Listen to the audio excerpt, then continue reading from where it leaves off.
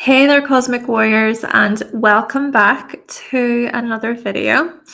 Okay, so in today's video, I'm here with a pretty exciting one. We're going to be exploring Pluto through all of the houses. Yes, we're moving on to the modern day planets within this series. So I've been exploring all of the planets through the signs and the houses.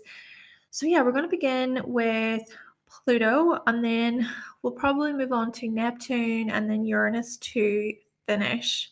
I was originally going to start with Uranus, but then I just got so excited and I decided to start with Pluto. Now, I just want to say before we do dive in, please make sure to like, comment, subscribe, all that good stuff, and let me know, where is Pluto in your chart, okay? Which sign, which house. Now, I'm not going to be creating a video based on the signs. This is because the modern day planets relate to generations, okay? So Pluto would be the main generational planet. So thinking about, for instance, Pluto and Capricorn generation, this would be generation Alpha. The Pluto and Sagittarius generation, this would be Gen Z, or the Pluto and Scorpio generation, the millennials. I am a part of that generation. And then Uranus and Neptune would be part of those sub-generations. It's interesting, though, to follow Neptune and Pluto together as well, because you can find that Neptune can stay in a sign for just as long as Pluto at times. But anyway, because these planets are more linked to generations, we're just going to focus on the houses because the houses are going to be much more personal, all right? So on that note, Pluto through the houses. Now, if you would like to book a reading with me, you can do so by going to my website, hannahselsewhere.com. There you can also find my practical astrology eBooks guide, cheat sheets, all that good stuff. All the links to those products will be in the description box down below. And I want to say thank you so much to my patrons over at Patreon for all of your support. And if you're interested in, well, early access to new videos, ad-free, plus PDF guides, daily forecasts, then you can join the Patreon. All right, so we have here the episode over on my podcast, the Cosmic Check-In podcast, all about Pluto in astrology, power, regeneration, and your shadow. So if you want more in-depth information about Pluto in astrology, then yes, feel free to listen to that episode. Now, here's just a few things I want to give you an overview, though, about Pluto, and we're going to focus on where you're powerful and where you face your shadow. So these are going to be the main sort of points we're going to look at based on the house placement of Pluto. And the thing about Pluto is Pluto represents generational death and rebirth. So how the generations really transform. I kind of think of Pluto as a pendulum. As we swing from one side of the extreme, we can only go to such a point, and then we swing to the opposite side. Okay. Yes, Pluto is very much about extremes, these social extremes, extremes within society.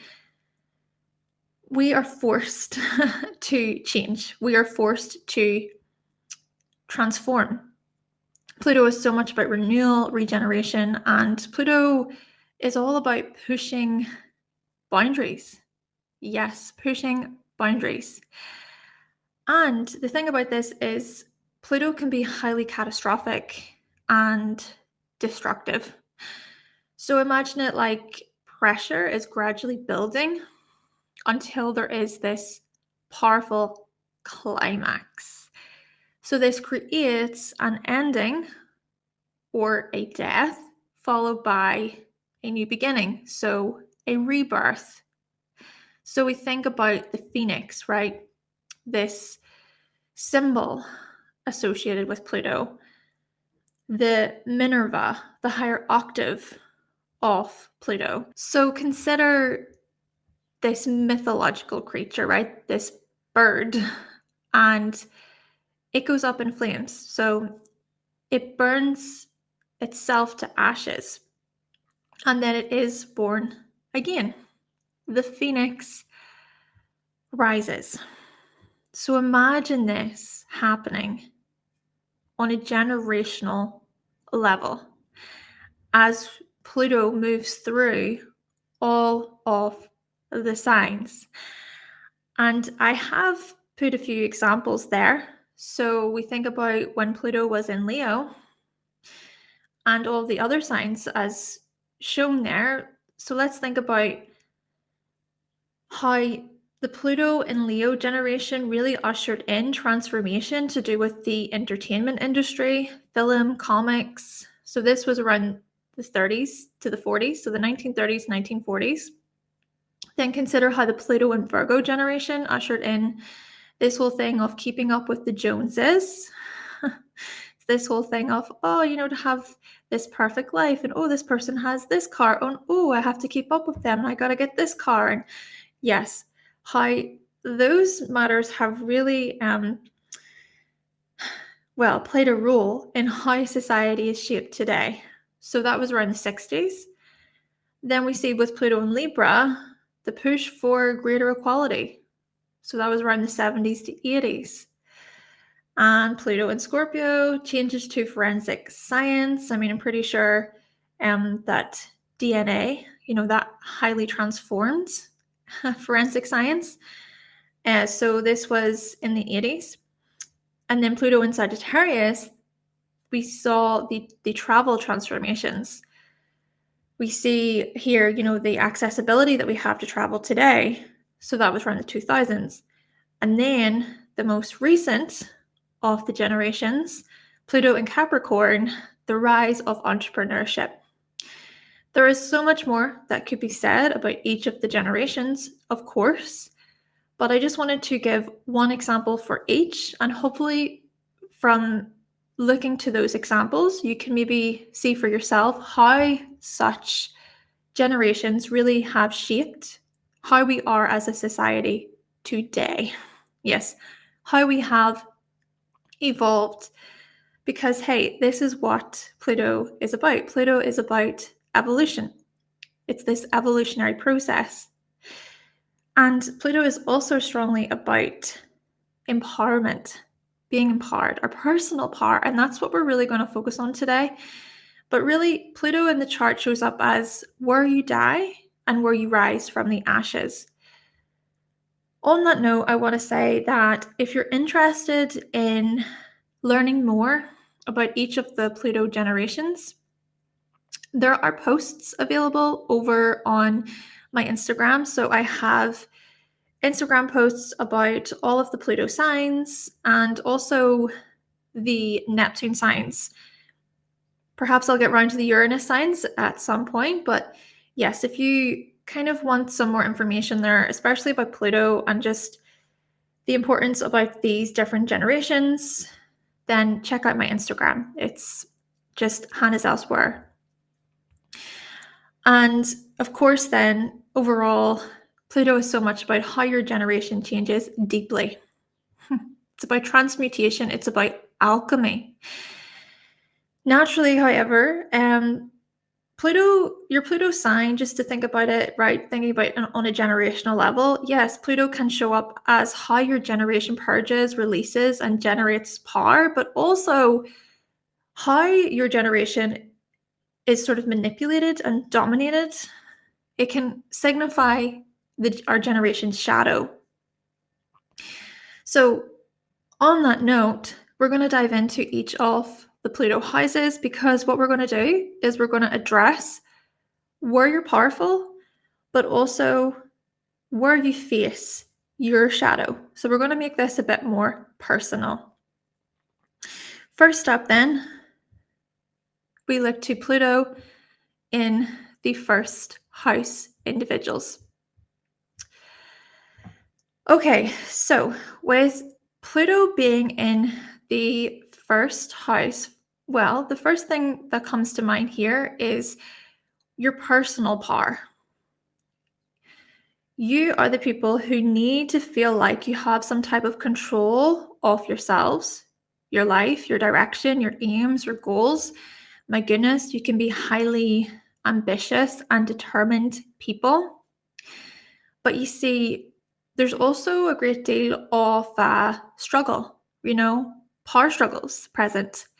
And these power struggles, these power dynamics can be located within yourselves, of course, but also when it comes to dealing with other people, interactions you have with other people. There perhaps could even be on your part some impatience. Impatience can be present with you. And also, you can come across as rather mysterious or as intimidating to many people. Yes, you can give off this presence, this intense presence, this highly powerful and magnetic presence. And with that, people can be really drawn to you, right? People can be influenced, inspired by you. There's such strength and power that you bring or that you show. But with the same vein, people can be taken aback, especially other people who, can be quite similar to you. When other people's own personal power feels threatened in any way by yours, then this is where we're really going to see this standoff, if you will. But here's the other thing. You are the people who experience so many transformations and rebirths, right? These deaths, these rebirths, renewals to do with Pluto throughout your lives. I mean, I'm talking about very significant transformations. I'm talking about, profound events that have changed the course of your life. I'm talking about experiences that were full of like stress and crises, and it could have just felt like very overwhelming. But what happens then is you come out at the other side of that, okay? And then you recognize just how resilient and just how strong you are, how brave you are. And you could very well be the types of people, who transform to such a degree that you don't even recognize that older version of yourself, that previous version of yourself. And there is such strong willpower when it comes to you individuals. My goodness, the drive that you possess, the ability within you to achieve your goals, to go after your goals, you can be unwavering. It's unlikely that people can shake your focus whenever you're like very much in it. So this is where we see your power, right? We see your personal power just ooze out of you. It becomes very clear through your identity, through your life path, and how you face life, truly. Naturally, when it comes to facing your shadow, here are some things about your shadow. Well, the power struggle stuff could be a challenge. This is where we can maybe notice you not cooperating very well with other people, you not being able to negotiate with other people. You can have this my way or the highway attitude. Plus, there can be within you at times fears of opening up, or you may fear being seen as weak, or you may fear vulnerability, right? And maybe a lot of this is really shown through trust. It's important basically for you to feel like you can trust other people. And if you ever feel like your trust is being denied or diminished, or if someone maybe has betrayed you, then yes, you may take that as like, well, told you so. I knew it. People can't be trusted. Why on earth would I be vulnerable with other people? Plus, you can often come up against these compulsive behaviors, right? You can be very compulsive, and these behaviors could very well overcome you, right? They can take control, I suppose, of you. But here's the thing. You're also about self-mastery. You're also about coming to recognize, how you can be determined and disciplined. And if there are any sort of temptations or things that try to sway you off your path, then you come to terms with, hey, I've learned from that. I've learned from that compulsive behavior or that decision that I made in the past, and I'm not going to go there again. Yeah. So this is how you regenerate, I suppose you could say. This is how you really come to transform. Even just working with your shadow is where we notice such growth and empowerment. And here's the thing about it too, is you come to learn that your shadow cannot be dominated or controlled by other people. It's like if you ever pick up on people trying to use your shadow against you, you can be very quick to go, hold on, not today, right? So yeah, there's so much like deep understanding within yourselves. Nobody can tell you who you are in this way. You come to know yourself on such a profound and intimate and deep level. But within that also comes your ability to be intimate and deep with other people. And if you can sense that maybe other people are trying to project onto you, etc., then you're very quick to pick up on that. Now, what I want to say here is if you have a Scorpio rising, you may very well relate to the information that I just shared there. But do keep in mind the placement of Pluto itself, and also keep in mind Mars.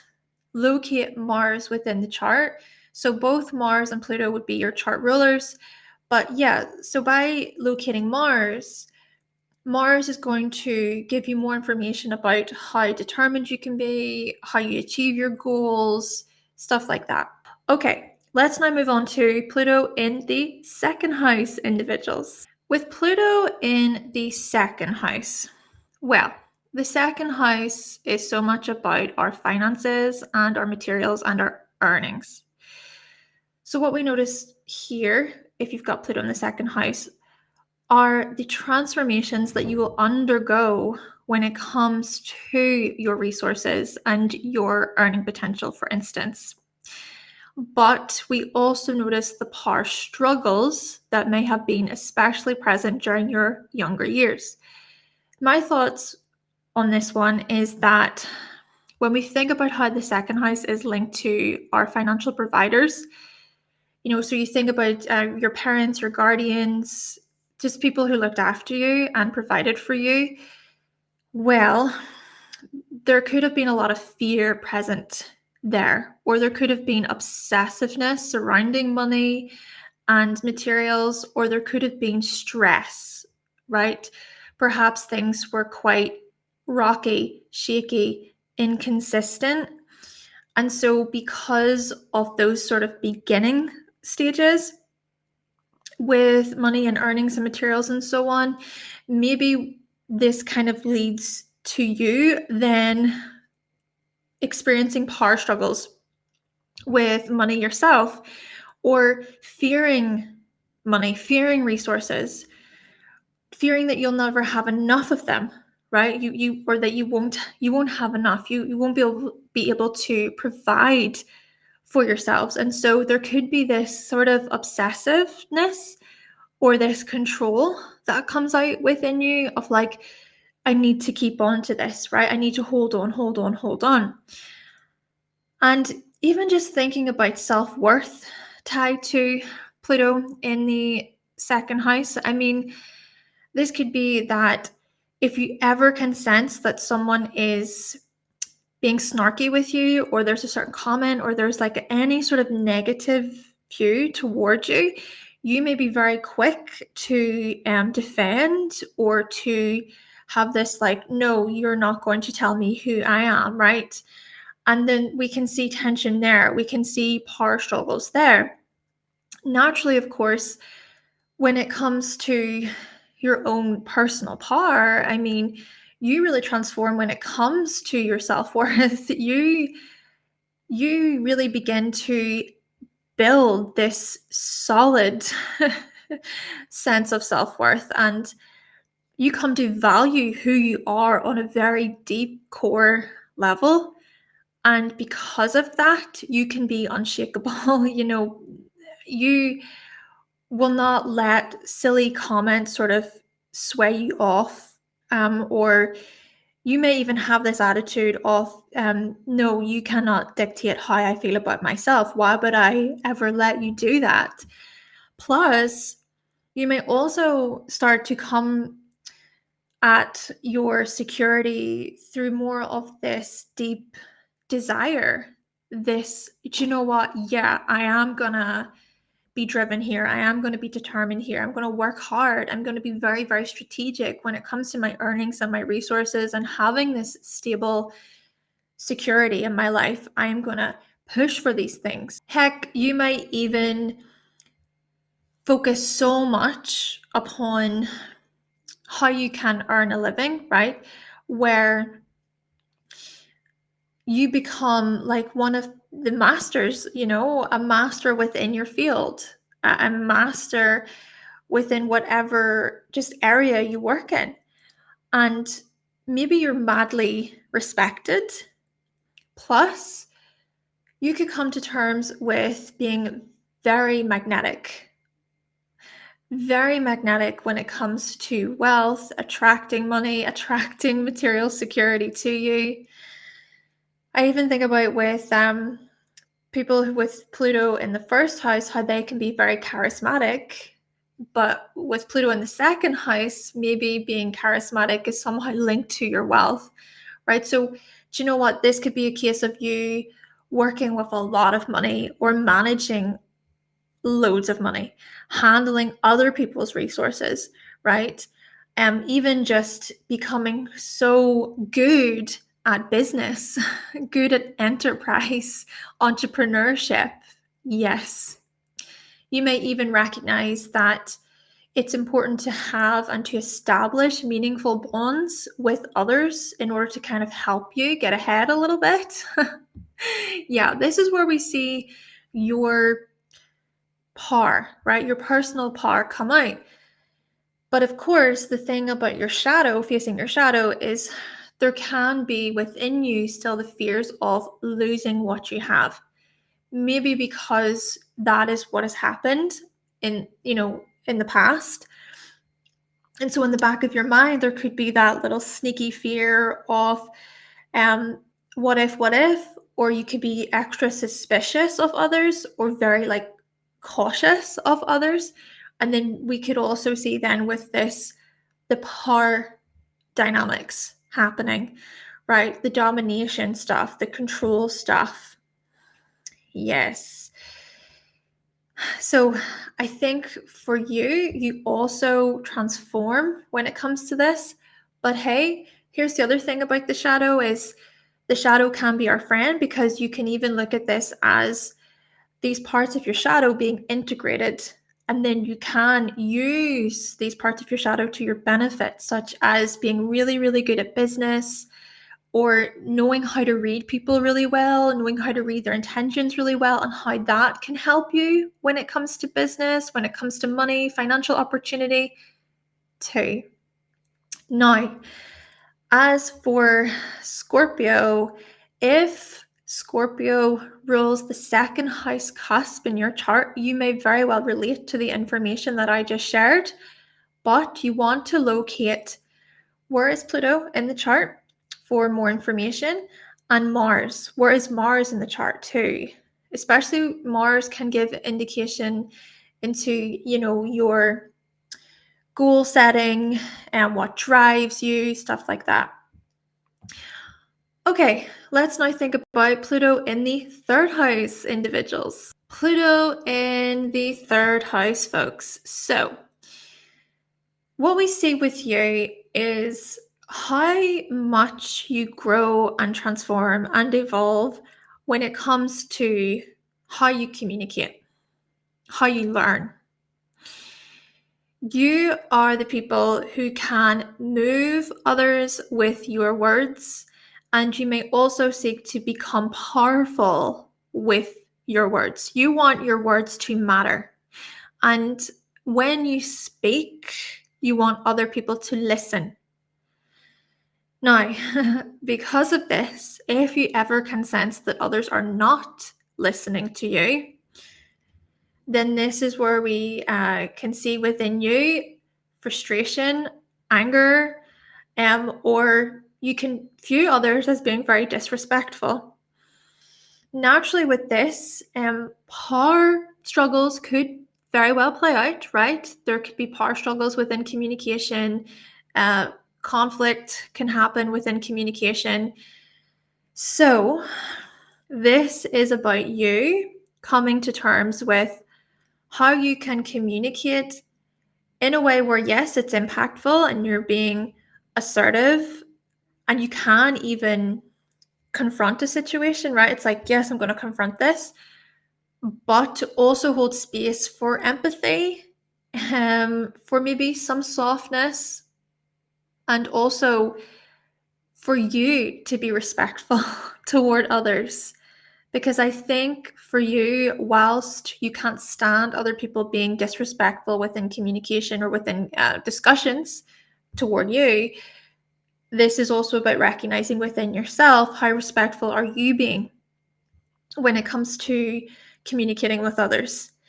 Now, on that note, there could be something here about you keeping your thoughts into. So, whilst, yes, it's likely that you're able to go there, so to speak, within discussions and conversations, there's actually something here about you keeping things back, maybe because you can set you're quite good, I think, at gauging, right, what should be said here, what's really going to make an impact here. But maybe people don't see that. They don't recognize that within you. And then that may even create more conflict and more power struggle, because then it's like, well, you didn't say anything, right? Plus, there can be suspicious behaviors, right? There could be some like distrust of, is this person being honest with me? Are they lying to me? I just want to say this, okay? So in my chart, Scorpio rules the third house cusp, and Pluto is also in the third house in Scorpio. And there is a square to my Mercury. And I do get this. I get this. Where if I can ever sense that like a story doesn't add up, I grab onto that and I think, I'm very suspicious. And it might not even be a big thing, right? And also, the thing that I think is perhaps not honest, it could be for many reasons that I just don't see and I'm not familiar with, but I think I know, right? Because that's the whole thing with Pluto here in this position. It could be like you thinking you know what other people are thinking, right? Or obsessively thinking about stuff, or obsessively thinking and reading into what everybody else is thinking. But hey, my goodness, we are not mind readers, really. Yes, but on the other hand, here's the other thing.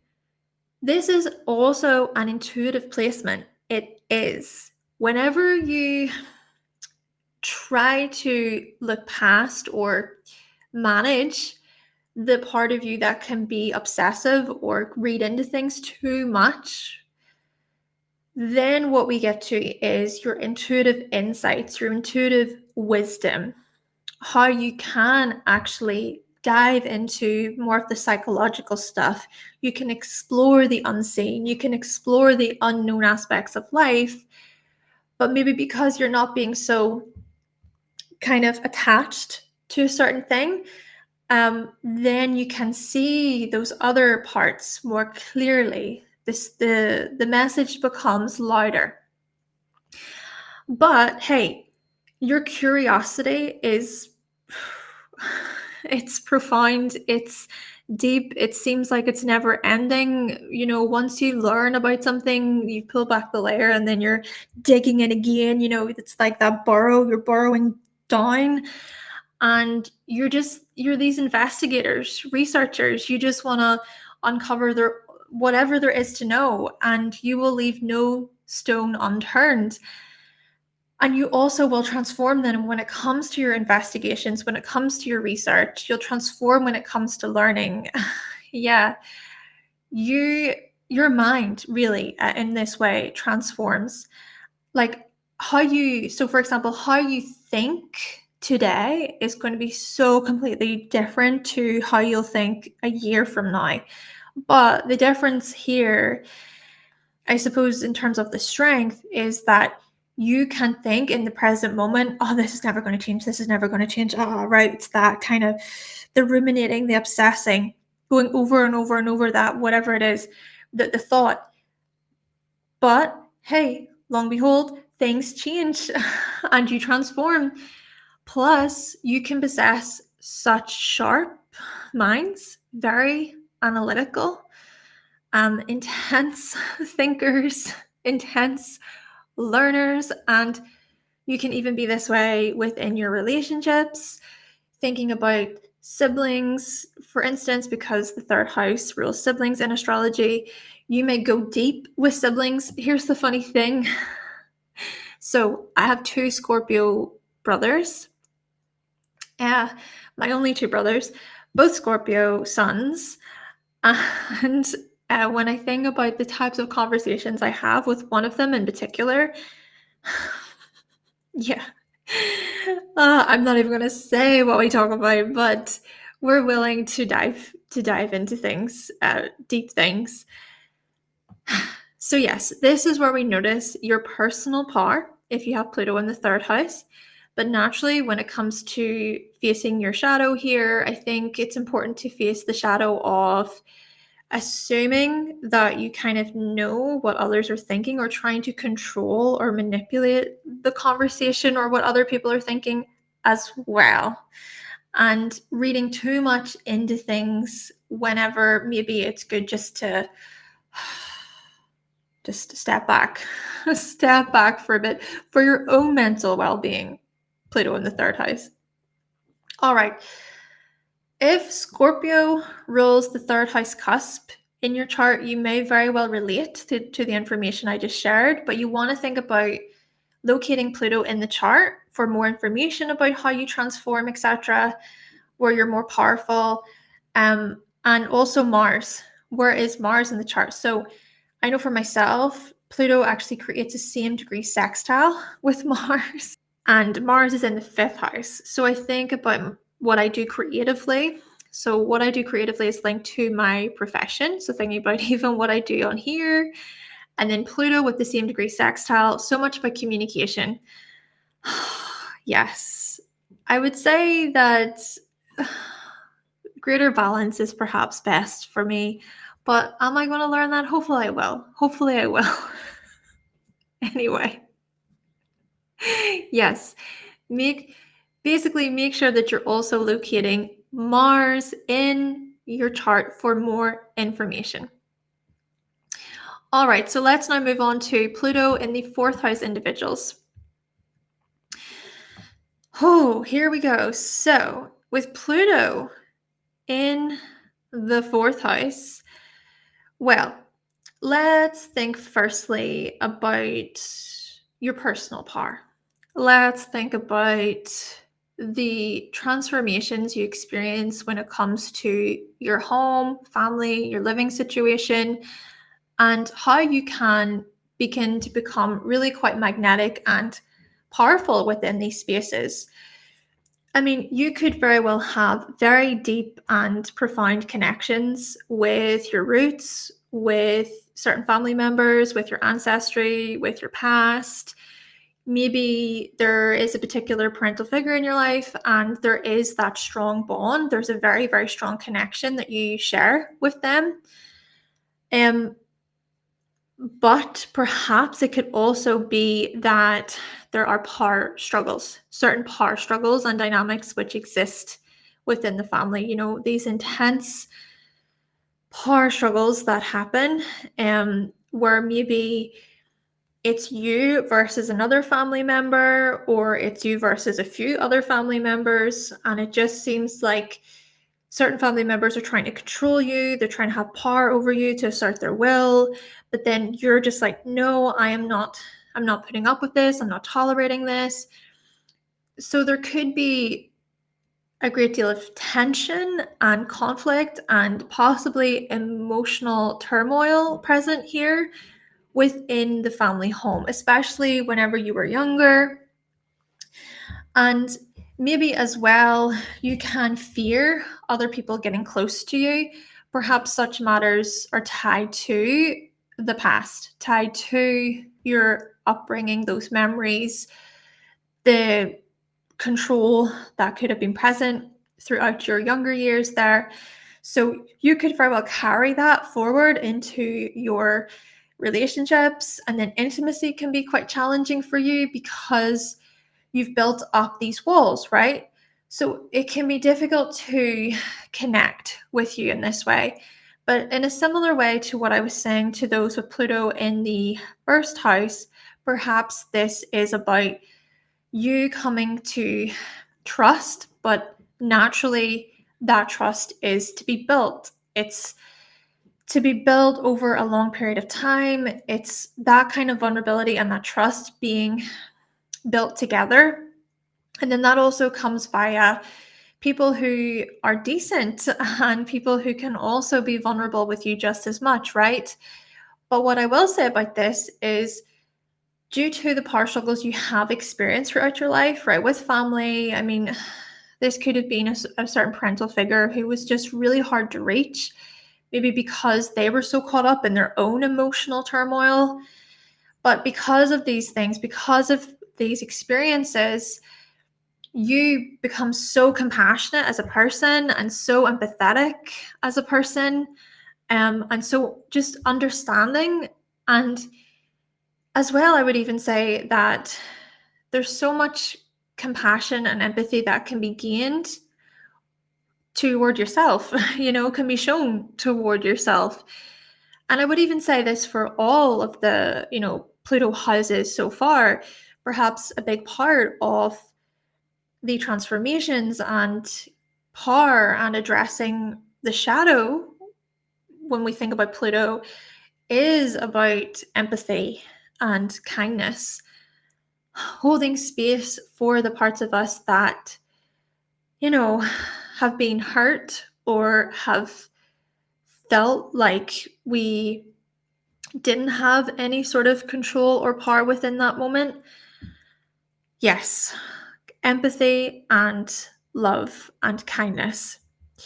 Now, with Pluto in the fourth house too, I want to say that your healing becomes such a focus. Your emotional needs become a focus, how you can regulate your emotions well, coming to terms with the past, with any potential family struggles. For instance, this could even be where a parental figure died, or you lost a parental figure growing up, quite young. Or it could be that a certain parental figure was very demanding or very controlling and domineering there. So it's safe to say here that there can be within you what feels like these emotional struggles and battles. And so maybe for you, the inner stuff, the inner work, the healing, the regeneration stuff is so much about your own emotional resilience and addressing these deeper feelings.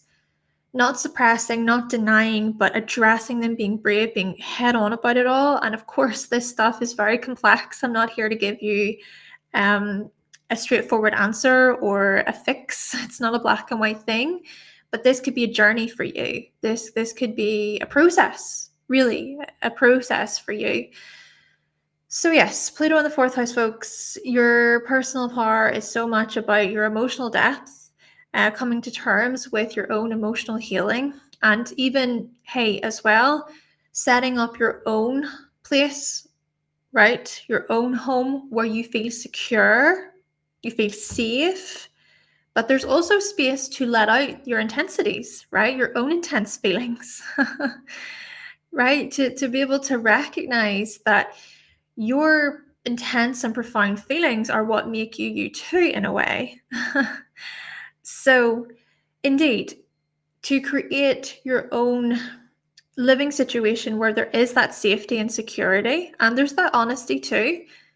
And then with the facing your shadow, um, it's so much about being okay with your own vulnerabilities. Now, if Scorpio rules the fourth house cusp in your chart, or if you've got Scorpio on the IC, you could very well relate to the information that I just shared there. But you want to think about locating Pluto within the chart for more information about your transformations, plus locate Mars.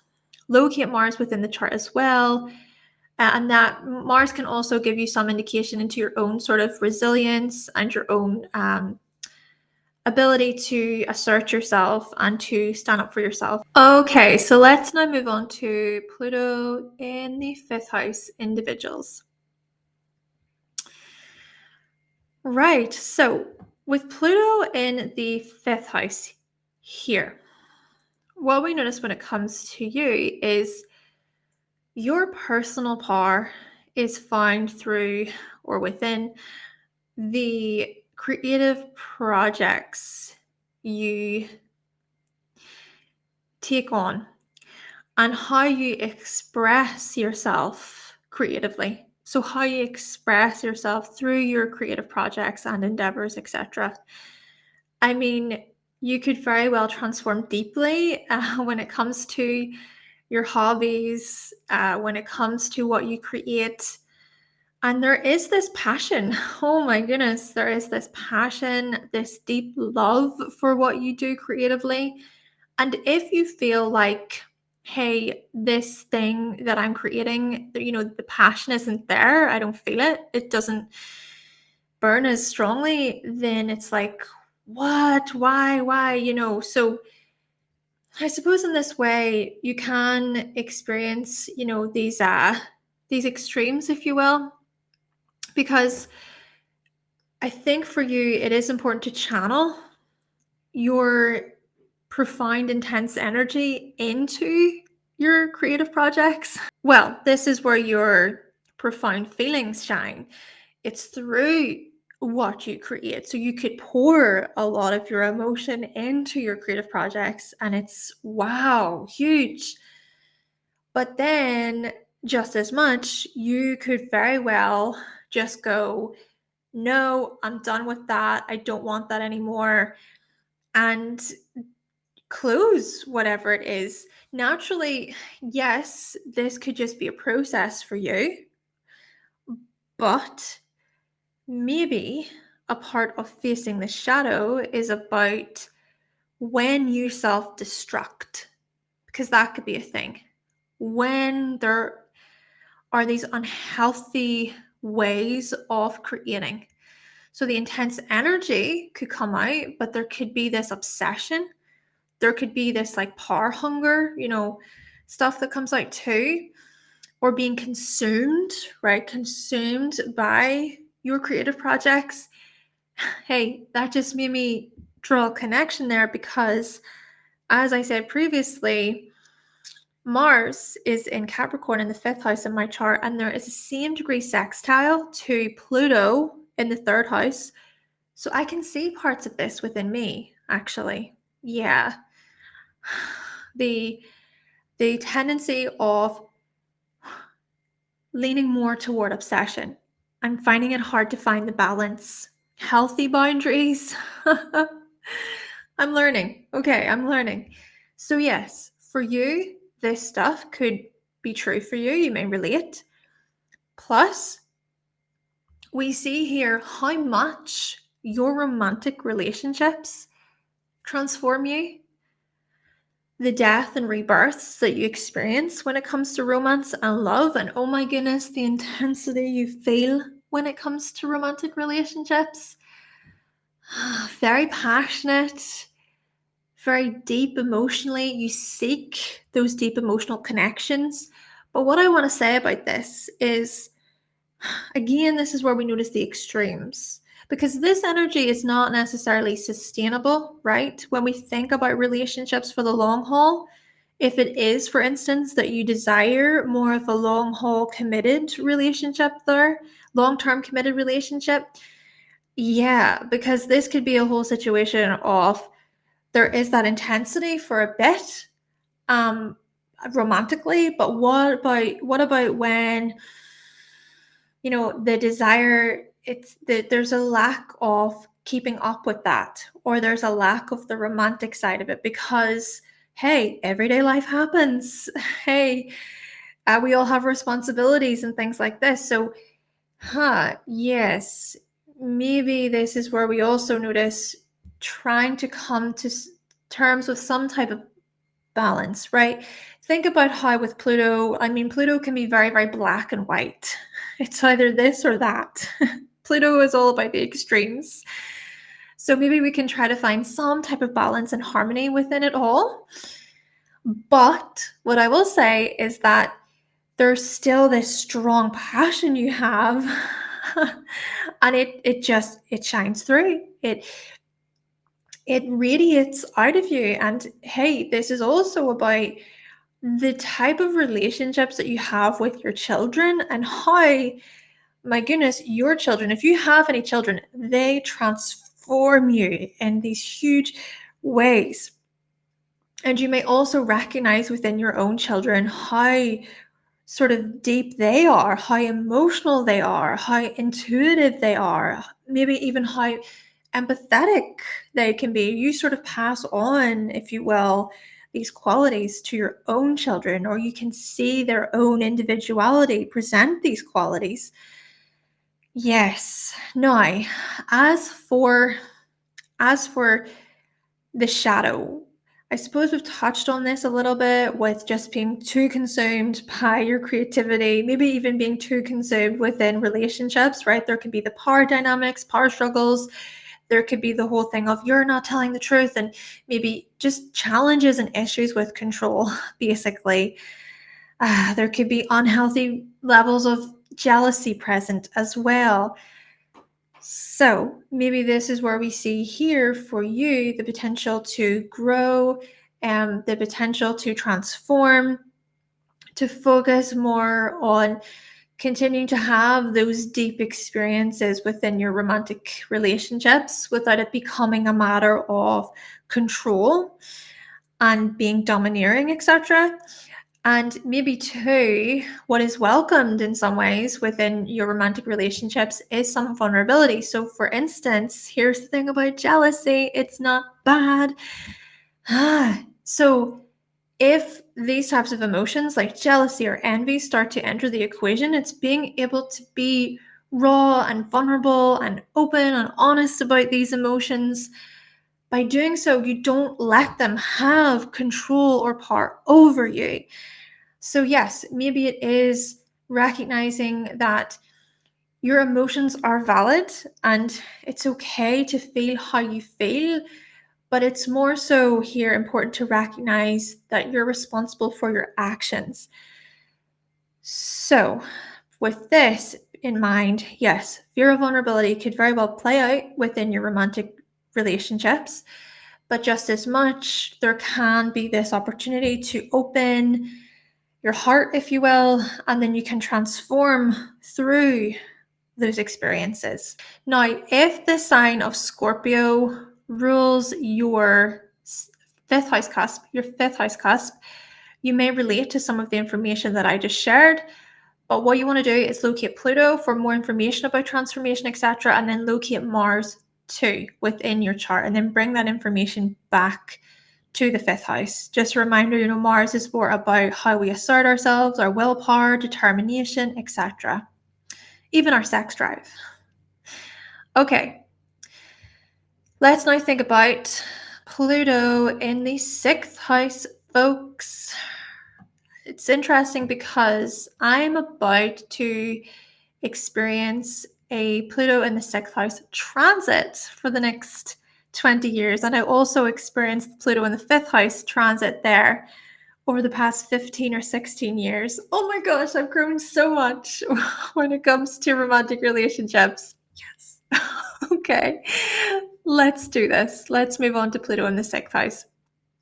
So, with Pluto in the sixth house, we notice for you, oh my goodness, you can be like powerful worker bees, you can at times lean more toward obsessive. But what I will say is that you can be very focused on improvement, doing better, very productive people, highly efficient, and you have this determination within you to want to improve your skills, to get better within your services. You're big on, okay, I've got these tasks to get through, I'm going to go for it. Funny how I just said that I'm experiencing a Pluto in the 6th house transit and I can recognize these parts of myself over the past few months. But to even touch on here, the obsessiveness, there can be some issues with controlling the environment, controlling your routines and the way that you do things. You could just be so meticulous. It's like, it must be this way. This is how I've planned it. This is how I've organized it for the day. I need to manage this. I need to manage that.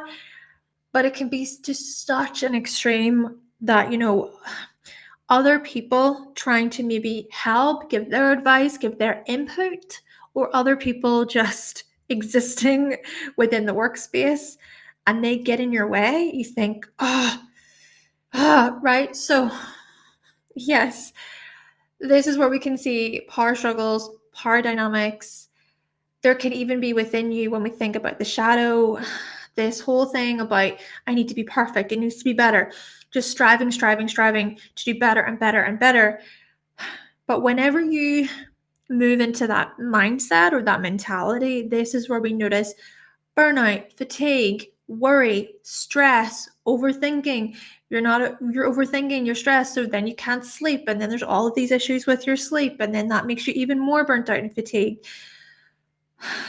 Now, this could also be about the power struggles that exist with certain coworkers, employees, right? If you've hired certain employees, etc., there could be all sorts of issues there. Maybe trying to assert your will or trying to make sure that everybody knows what's what. But then there's little room for adapting, if you will, there. And there could be this somewhat obsessive attitude as well toward your health. Even if things are going really well when it comes to your health, you may still in the back of your mind worry or freak out because the slightest little thing happened. So, this is where we see here the possible challenges, the power struggles, etc. But this is also where we notice how you can transform. This is where we notice that you can look toward your productivity levels and your work ethic as, yes, I am focused, I'm very driven, but I'm also going to make sure that there is some type of balance and harmony within my life. I'm not going to these extremes. I'm making sure that I'm resting, I'm relaxing whenever I can. Or if it is that there's a serious issue that comes up related to your health, trying not to freak out about it until you know, okay, right, this is the information, this is the facts and information I have, rather than maybe freaking out about the whole thing and catastrophizing, etc. Plus, you could very well be so determined in a way and dedicated in a way that other people follow your lead, or they recognize you as a leader, as a solid mentor, or they look at you as this master of some kind. So this is where we notice here for you, your transformations, where you become powerful. You could very well become powerful when it comes to the services you provide or being of service to others, helping others, working within healing practices, working within careers where you're assisting others, you're helping them transform their own lives, right? And we also see with you just how your focus can really help you, can assist you. You can achieve so much because you have that focus to work with. Now, I also want to think here about how, with the extremes related to Pluto, Well, with Pluto in the sixth house, you could go to the other extreme of just letting things pile up, procrastinating too much because you're so worried, because you're so stressed, you don't do anything. Or, you know what, this could even be a really valid reason for not being as productive as you would like to be, right? There could be some issues with your health. There could be, a bodily situation that it physically restricts you in ways, right? And I know that restriction is more about Saturn, but that Pluto intensity could very well indicate, these health complications. And then you can't move as much, you can't work as much. And then there could be all sorts of worries and stresses linked to that stuff.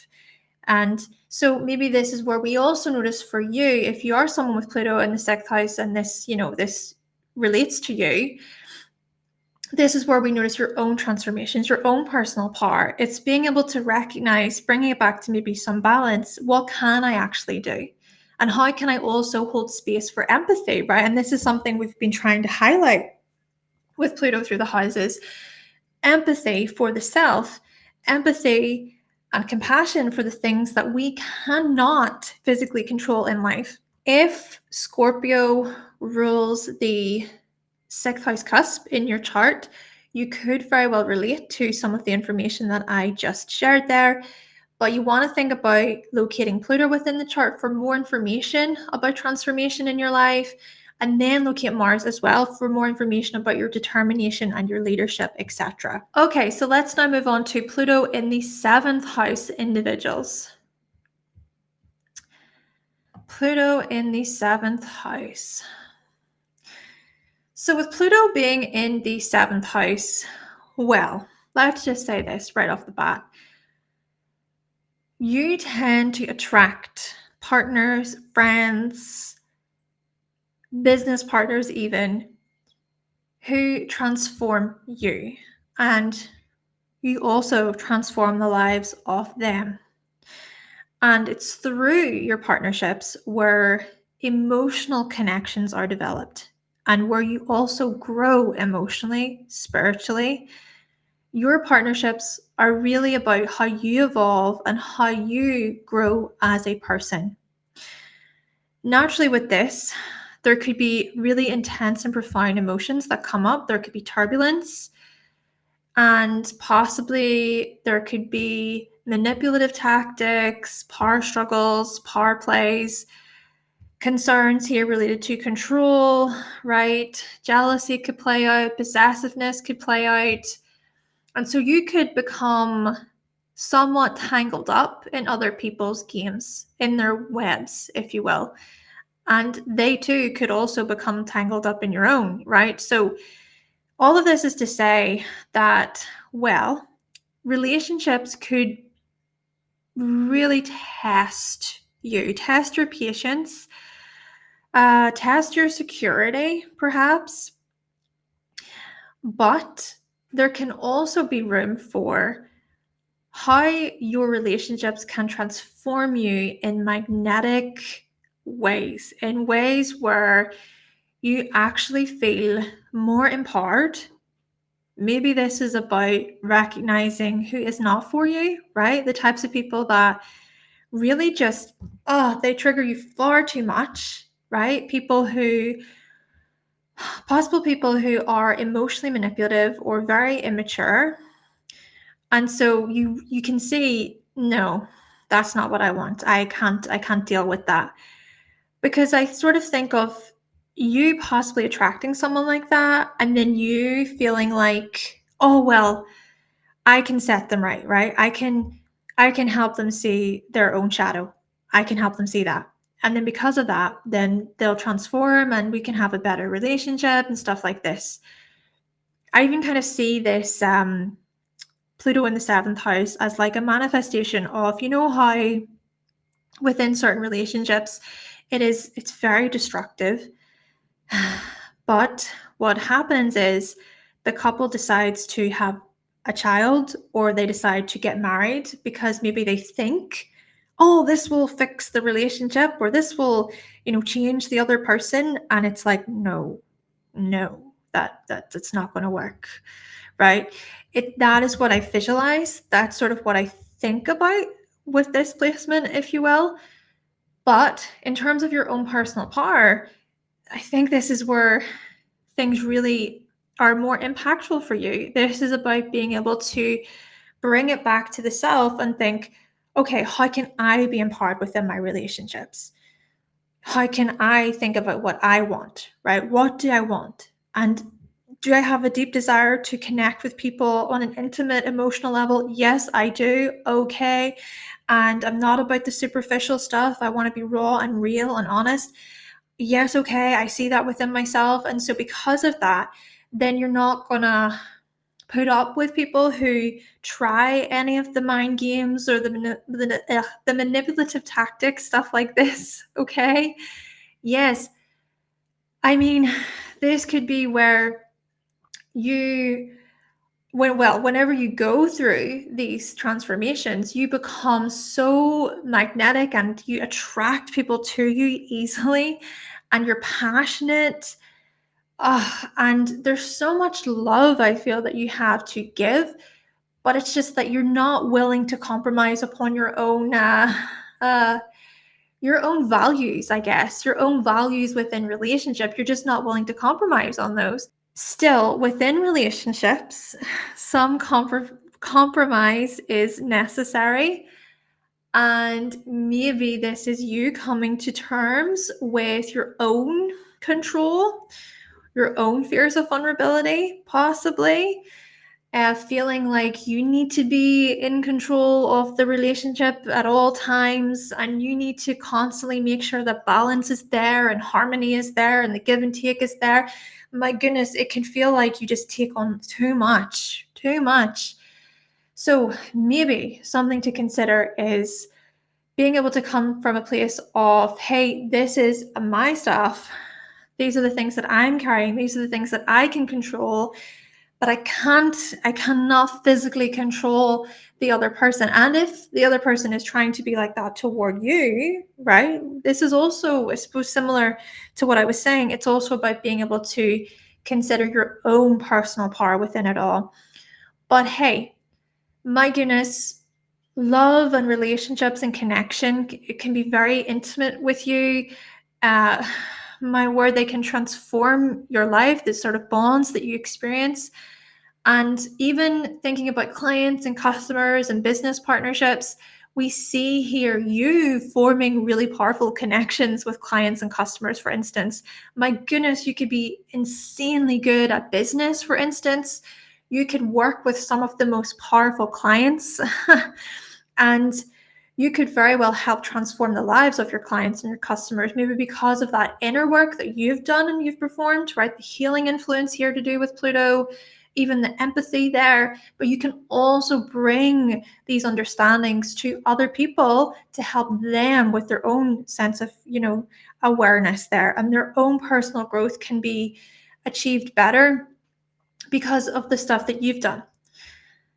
Okay, now, if Scorpio is on the 7th house cusp in your chart, right? If you've got Scorpio on the descendant, you could very well relate to some of the information that I just shared there. But what you want to think about is, where is Pluto in the chart? Locate Pluto for more information about transformation, and then also locate Mars for more information there about your own willpower and how you assert yourself within relationships too. Okay, so let's now move on to Pluto in the 8th house individuals. Yes, Pluto in the 8th house. Right, so if you have Pluto in the 8th house, first things first, this placement right here, Pluto can be a challenging planet to work with, of course. But this placement right here could very well be a matter of you exploring your depths in such a profound way. And these things are very challenging because Perhaps for you, you have experienced many crises throughout your life. Much loss. I mean, that's a big word for this placement. Loss, grief, sorrow, sadness, disappointment, betrayal, disrespect, dishonesty, conflict, control. I mean, the list goes on and on. This is not an easy placement to have, especially if Pluto is in the 8th house and it's accompanied by a few different personal planets of yours, or if there are challenging aspects to Pluto in the chart. Heck, even if there are more harmonious aspects to Pluto in the chart. Point being, Pluto in the 8th house, folks, you know a lot about what it means to transform. And I mean in huge ways, from the inside out. But you also know then a thing or two about making it out at the other side of all of that, and the personal growth that is involved, and your own emotional evolution, and the psychological insight that you have into your darkness, into your shadow, is very, very deep. What I want to say about this is, with the shadow, I feel the need to mention that the shadow doesn't mean bad or negative. I want to be very, very clear on that. The shadow can also be comprised of qualities that, for example, you could hide your happiness, you could hide your positivity, you could hide your confidence, right? So, yes, the shadow is not necessarily a bad thing. But what I will say about this is, you still have a deep insight into your own shadow, your deepest desires, your hidden desires, the subconscious. I mean, really, the shadow is just looking at the subconscious here. And there can be certain subconscious drives and motivations which can be helpful for us, which can be useful to us. But there can also be particular subconscious drives and motivations which are not so helpful, and they can spiral out of control, and they can control us, if you will.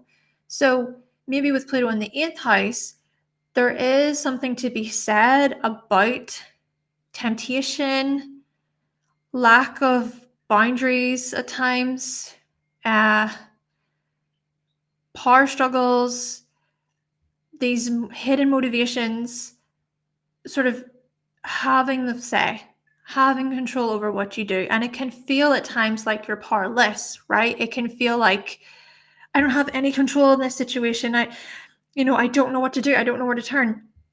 And, maybe such matters are actually very, very valid indeed. And maybe this is also where we recognize with you the importance of seeking some type of help, seeking some type of guidance from other people. And again, I recognize that this is not so black and white. It's not this straightforward thing. It's actually very, very complex. But maybe there is strength and power to be found in maybe speaking with an advisor, a counselor, a therapist, a psychologist, whatever have you. And here's the other thing about it. You could very well grow to become that type of person, right? You could become a healer for others, a mentor for others. Your insight, your psychological insight, the depth that you possess can be a skill. It can be used as a tool, as a gift to aid other people. And we also see here how you can take on certain healing practices to support you. And these healing practices don't just have to be, of course, going to a therapist or a counselor to talk, but these healing practices could also be related to body work or relaxation, or even scream therapy. I'm pretty sure I've seen that before, but there's loads of ways, right? There's different ways that you can heal. And maybe a part of this too is it's more about your own personal birth chart.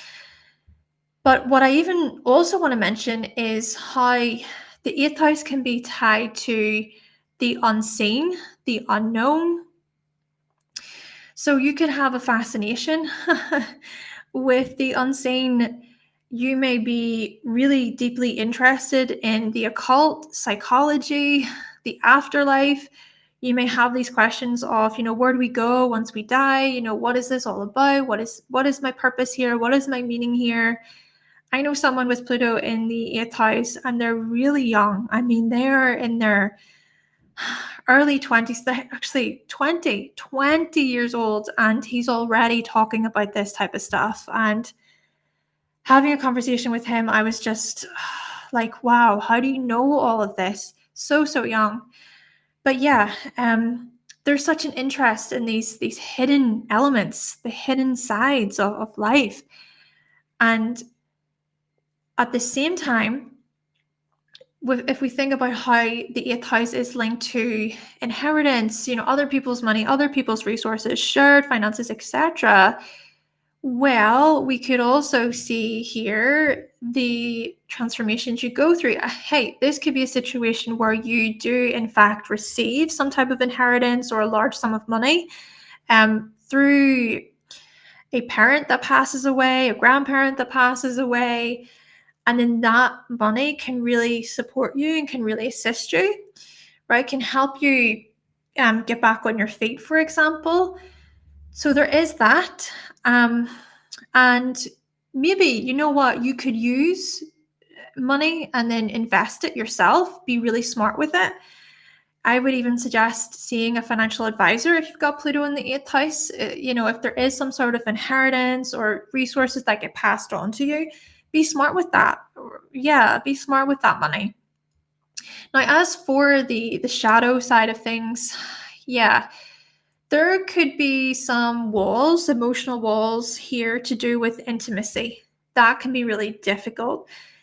Plus, there's a likelihood of you entering into relationships that are full of emotion, but it's almost like you become so attached in a really unhealthy way, or there could be this overwhelming amount of emotion that comes out, and then maybe even you attract certain emotional partners who are very controlling and very domineering and manipulative and so on.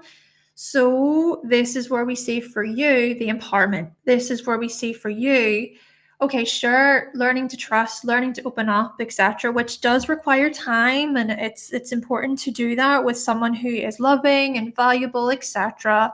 Of course, this could also apply to a therapist, for instance, but then to also have some type of mastery over your own reactions to potential power dynamics which exist. So yes, coming to terms with your strong, powerful feelings and emotions, even possibly becoming more familiar with, again, the financial side of things, as previously mentioned. So transforming when it comes to creating good wealth and security and stability within your life. Now, if Scorpio rules the eighth house cusp in your chart, you may relate to some of the information that I just shared there. But what you want to do is firstly locate Pluto for more information about transformation, etc. And then locate Mars for more information about your goals and how you assert yourself, etc. All right, so let's now move on to Pluto in the ninth house individuals. Okay, so with Pluto in the ninth house, well, I firstly want to think about how the ninth house is representative of our higher learning, higher education there. So for you, you could very well go through and experience these transformations when it comes to your higher education. I mean, it's not enough just to know the facts and the figures. It's not enough just to learn maybe from the textbook or whatever, or to watch videos about whatever it is. You want to go beyond that, right? You want to dive deeper into those ideals, those concepts, those theories. Even think about how the ninth house is so much about the abstract. You might really open up that conversation related to the abstract. And there's a lot of conversation here about, why am I here? This is what's coming through. It's like, why am I here on this earth? What is my purpose in this life? What is my higher meaning? My spiritual journey, what's that all about? What about my past life? There's some real heavy, like, spiritual questions. You may also really question, like, power struggles and power dynamics when it comes to the news, propaganda, conspiracies, politics, stuff like this. Yeah, when it comes to global matters, international matters, you think so heavily and profoundly about them. And because of that, you become such an insane investigator. I mean, you could be the journalist who is covering stories about death, or murder. I'm just spelling it out because of demonetizing and stuff like that. But anyway, yeah, you could be that journalist. Even think about SCXual conversations there, manipulative tactics related to that stuff, and all the criminal stuff, right? Yeah, you could be really focused in on learning more about these subjects and topics, or possibly you going to university and learning about law, learning about psychology, why criminals do the things they do, stuff like this. Forensic science could be huge for you. Philosophy could be big for you as well. Learning about the occult, psychology, these things tied to the ninth house and Pluto in this way. But essentially, you want to know it all. And you have those questions. You may have those burning questions at the back of your mind, and you're just waiting for that time, for that moment, for someone to ask you a certain question, or to even bring it up, and then you're ready, right? You're ready with your own views. You're ready with your own opinions, your own questions. Maybe it just takes the right kind of audience, right? Plus, let's think about travel. Let's think about long distance, the long distance stuff, the international stuff to do with the ninth house. This could be you setting off on what feels like the most profound spiritual experience of your life. You even possibly going through what feels like a very catastrophic event. That could be a thing. There could be maybe even a lot of fear or crises within it. But there could also be here like this push for change. This could be a travel experience that completely changes your views about the world, whether this be for better or for worse. I just want to say that. When we think about Pluto, there can be moments of, yes, there is the profound transformation, and it can lead to maybe a more healthy way of viewing the world. But perhaps there could also be the opposite side of it, where a certain event happens and you spiral, you're led down a rather dark path, the extremes of Pluto. But what I'll say here overall with Pluto on the ninth is, my goodness, you challenge other people's perspectives. You challenge other people's worldviews, and your worldviews are also changed in such profound ways. Maybe because, again, it goes back to the experiences, right? Your experiences throughout life. Maybe your experiences with mentors or tutors or teachers, etc., professors. Those experiences have helped shape you in huge ways. And when it comes to your beliefs, my goodness, you're very passionate about your beliefs. You may stay very firm in, right? This is what I believe in. I know it to be true. I feel it to my core.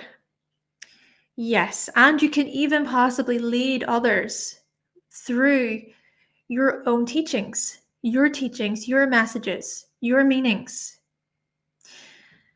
Now, whilst this, yes, all this stuff is so much about your personal power, we also think about your shadow. And so maybe a part of facing your shadow is tied to, well, thinking that you're always right, thinking that your beliefs and your understandings of the world, because they're so profound and they're so deep and meaningful to you, you may believe that, yes, this is how I know, like I know, no, that this stuff is true about the world. But when challenged against another person's views, another person's beliefs, you might become sort of, like, I need to defend this. Or you might jump into this power dynamic situation where you're trying to get the other person to bend to your will. So maybe a part of this is coming to terms with this part of you that feels so deeply that you must be right and that the information that you've learned about is so, so true.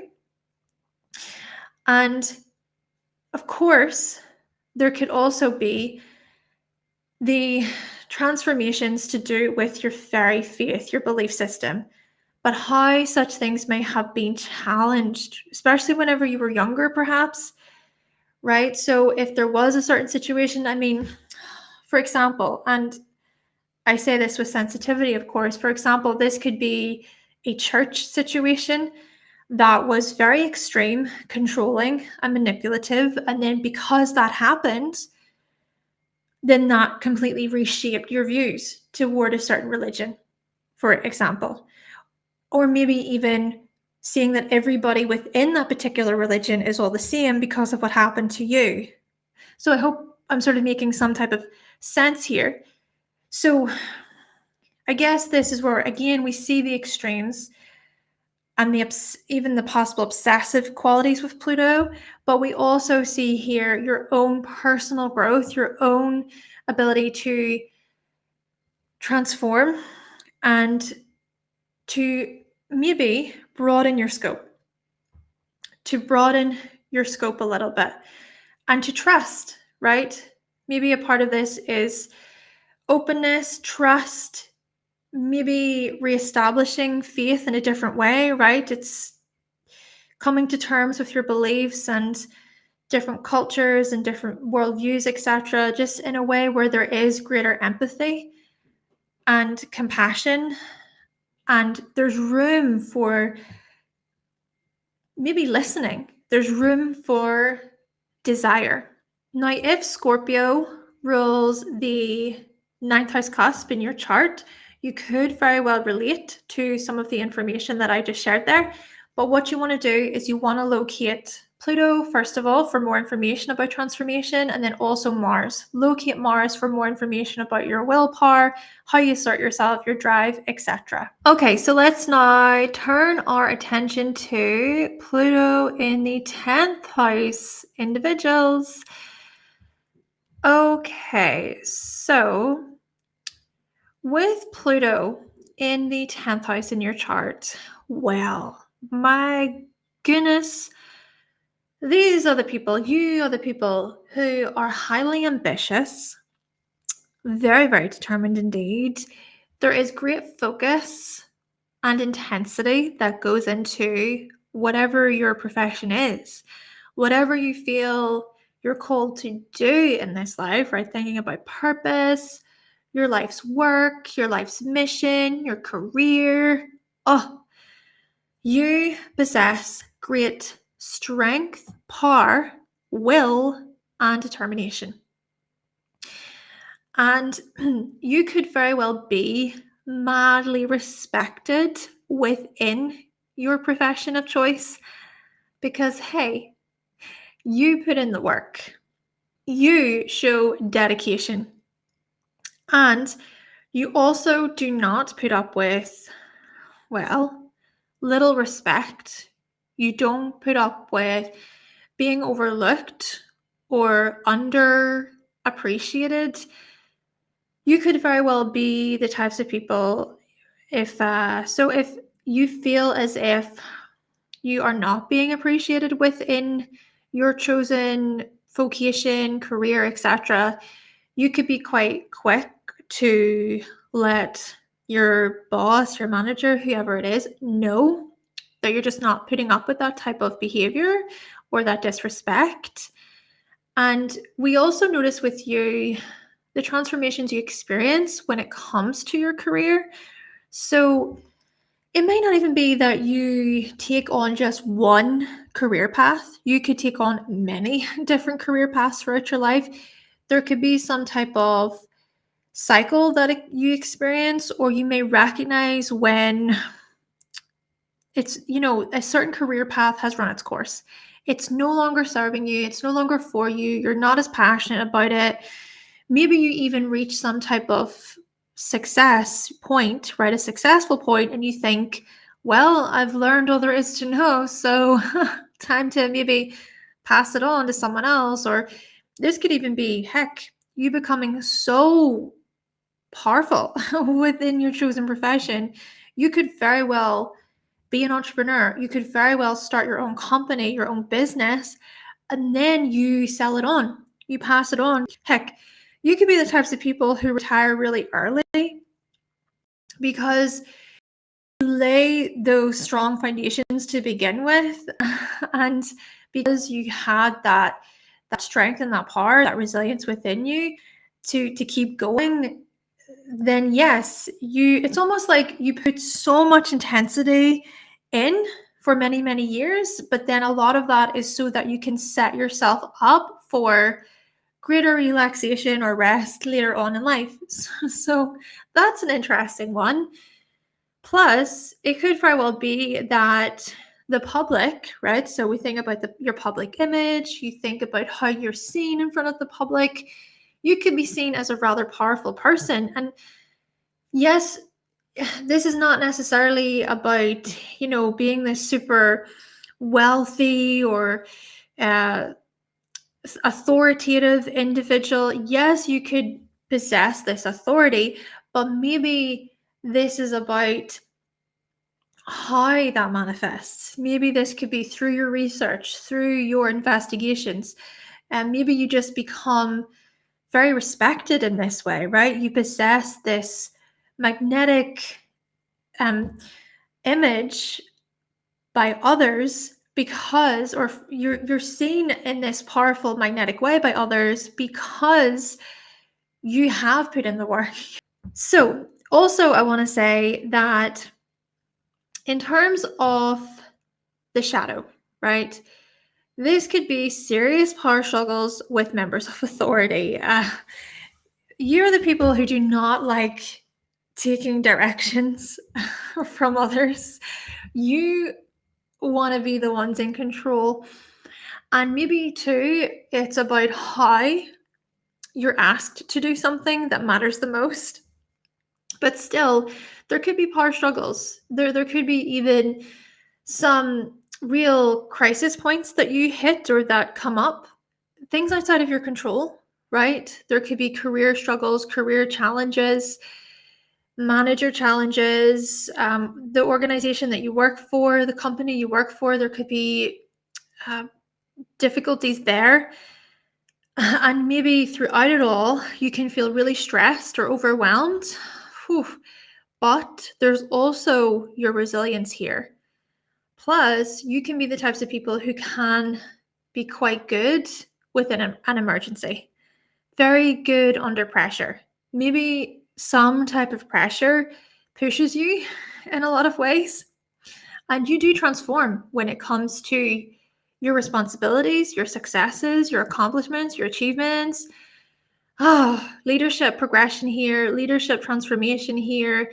And truly, I think for you, what's important when it comes to your career, your profession, is that it provides you with some type of emotional fulfillment or a sense of purpose. But maybe your purpose, it's more spiritually aligned. It's related to your higher purpose, your higher meaning in some way. Or maybe what you really enjoy actually is stepping up to the challenge. It's being able to face challenges within your chosen profession head on and to overcome those.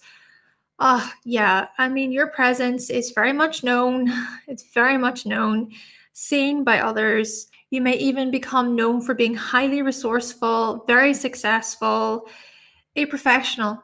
You become a professional. You become an expert within your chosen profession. Now, if the sign of Scorpio is ruling the 10th house cusp in your chart, or if it's on the midheaven, then the information that I just said, you may find to be relatable, right? You may relate to it, but you want to think about where is Pluto in the chart. Locate Pluto for more information about your transformations, and then also locate Mars for more information about how you assert yourself and your willpower and strength, etc. Okay, so let's now think about Pluto in the 11th house individuals. Yes, Pluto in the 11th house. So, with Pluto being in the 11th house, what we notice when it comes to you is that, well, let's think about how the 11th house is linked to friendships, communities, groups. Oh, you can be very passionate about the types of communities you join, very intentional as well. Maybe you develop such profound and intense relationships within your friendships. Deep connections are formed, and you may not even recognize that that's what's happening. It just does. Maybe you even befriend people who are very powerful or very influential in some way, right? They possess some type of um, influence within society, or they're seen as quite powerful. And so, because of your connections with those people, you also are seen in this magnetic, powerful way. And maybe too, you grow so much. You learn a lot about your inner workings, your own psyche through your friendships, even through the communities that you form or that you're a part of. Heck, this could be a situation where you are the one who's in charge, right? You're the one who creates your own community. By you creating your own community, your own group, you have that strong influence within it, and people within the group, within the club, within the community respect you massively.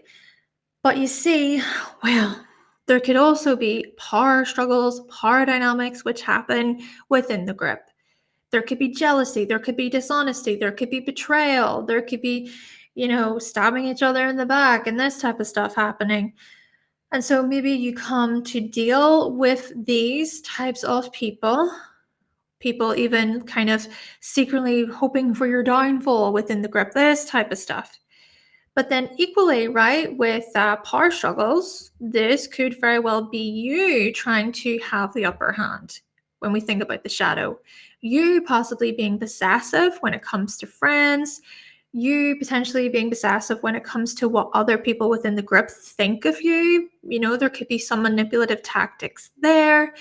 Plus, there could be these crises that you experience within organizations and companies that you're involved with, teams that you're involved with. So let's think about this perhaps on a professional level. For instance, let's say you are a part of a particular company and it goes bankrupt, or there's some sort of disaster, there's a catastrophe that happens. And so then you're left in a really difficult, challenging situation. Then again, you could perhaps get some type of money, right, from that company, right? And so this is where we also see potentially you benefiting in some way. But whatever the case may be, such events and such experiences really do point toward your own inner strength and your power and your resilience within it all. Even for instance, let's say there is some type of betrayal or dishonesty, disrespect within friendships, within groups and teams, etc. You will also come to terms with your own personal power within those. Maybe learning then from those relationships, learning how to maybe read or pick up on those things, those qualities the next time, or even just being way more selective about the types of friends that you interact with, that you allow into your life, just as examples there. Plus, I want to think about for you the potentialities of fearing vulnerability within friendships, within teams and communities. But just as much, there can be you addressing such matters, confronting these matters, facing your fears, facing your inner demons, so to speak, when it comes to friendships and letting people get close to you and so on and so forth. I mean, there could be some real worries or anxieties related to group interactions here. Maybe even you can often feel like you're overwhelmed by everybody else's stuff. You may even feel at times like you need to take on a lot of that stuff. But naturally, this is something I've been trying to communicate with Pluto here through the houses is Pluto can be so much about those extremes. So this is why it's important to try to focus on harmony, some type of harmony within it all, a little bit of balance. So how can you create your own space for yourself, your own individual needs? Because Pluto in the 11th could be where you feel like it's your duty, it's your responsibility to, right, to kind of be there for everybody else, especially because you care so much. You care very, very deeply. Of course, here there could be these strong feelings that you possess. Plus, when we think about how the 11th house is tied to our hopes for the future and even thinking about how we see society, how we wish society would change or be, you could be very passionate about your ideals here, passionate about how you view these areas, about what you want. So maybe on one hand, this could be you creating some type of community where everyone is reaching for this goal, for this aim.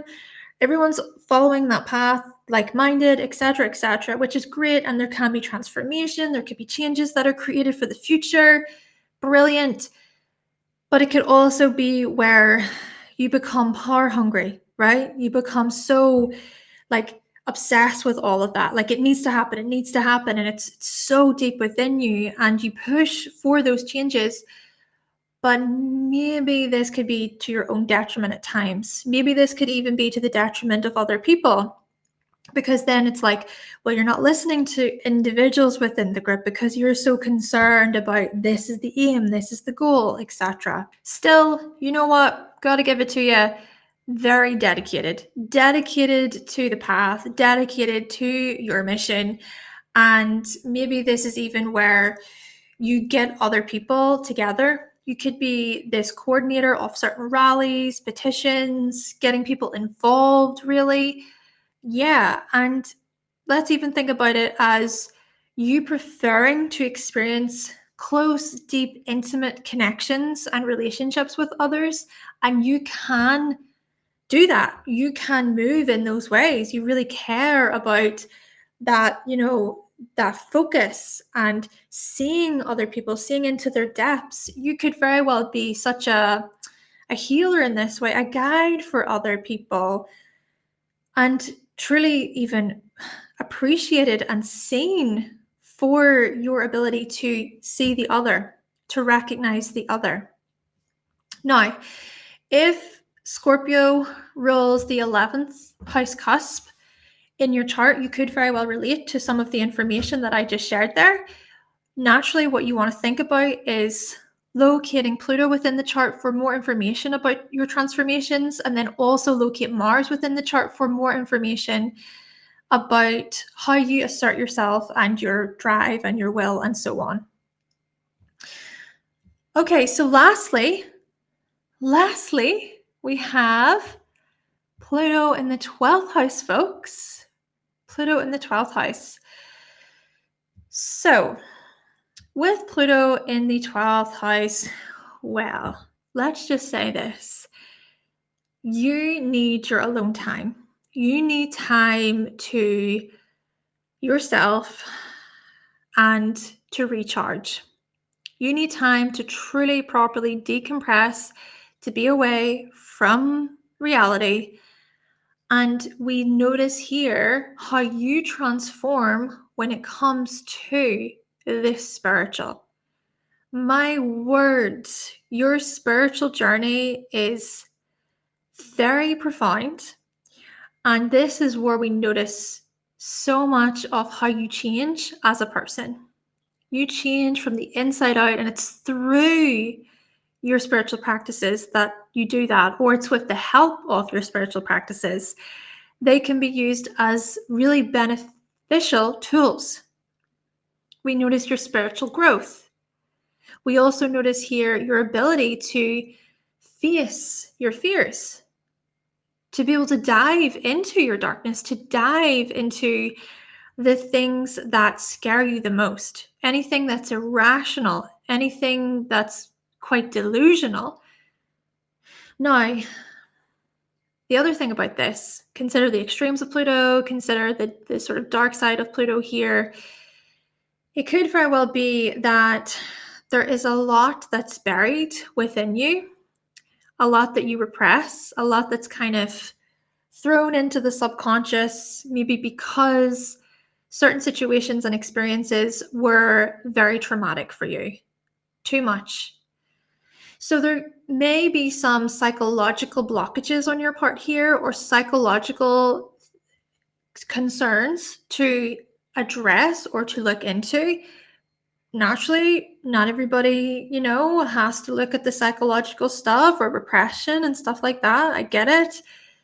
But maybe with Pluto in the 12th house, there is a bit of either a force, a desire, or a push to go there, to explore those psychological depths of yours. And by doing so, by addressing the subconscious mind, by making sense even of how the subconscious mind stores a lot of the emotional stuff, then you come to terms with, hey, that stuff does not have control over me, does not have power over me. Here's the thing about Pluto in the 12th. It could be where you do go down a very, very dark path, right? And I'm not going to sugarcoat it here. It could be where you start taking certain substances, certain things to cope. It could be unhealthy coping mechanisms. It could be self-destruction, right? You could even self-sabotage quite a bit. Again, right, this stuff, it's not about shaming. It's not about judging. It's not about saying, oh, that's super negative and bad. It's more about, okay, we can see these things, but there's also perhaps a way for you to confront these areas, to address them if they are detrimental to your health and your well-being. So maybe for you, a big part of your own personal power is by overcoming these things, by addressing them head on, by recognizing that, yes, there could be still these tendencies, these triggers, these parts of you that are tempted. It's like, oh yeah, maybe I will go down that path again. But you can stop that part of you on its tracks and go, no, I am choosing. I'm having my own autonomy here, right? I'm thinking about my personal power here, of what I can control here. But here's the other thing. Recognizing too what you can't control. Because there could be a lot going on here subconsciously to do with control, feeling like you need to control the outside world, but feeling so powerless within that because you recognize, oh, I can't. But then you can internalize that and punish yourself, blame yourself. So, what does this tell us? This tells us so much about your own healing, your own spiritual journey here. How you can come to terms with these parts of you, how you can truly transform from the inside out.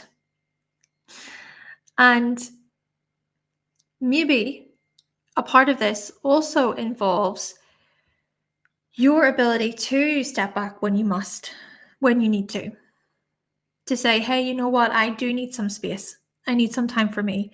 This is all too overwhelming. This is all too much. I feel like I'm having to help this person, this person, this person. Everybody needs something. Okay. So to be able to step back at times and to consider how you can recharge truly. And maybe as well, a lot of this is coming to terms with your personal power. Because often with the 12th house, it can feel like your personal power is hidden. Like it's not a part of you. So there's some type of integration process happening, and such things could be, integrated through the likes of those spiritual practices, or maybe through movies, music, or maybe, hey, similar to Pluto in the 8th house, folks, speaking with a therapist, a psychologist, a counselor, etc.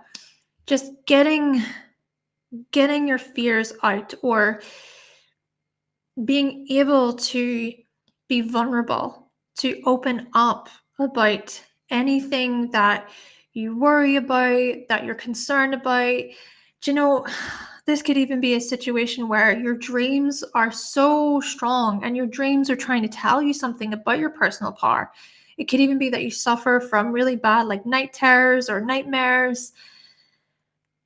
And maybe, just maybe, such matters come out, or they happen, especially during times when you're so stressed and you're so overwhelmed.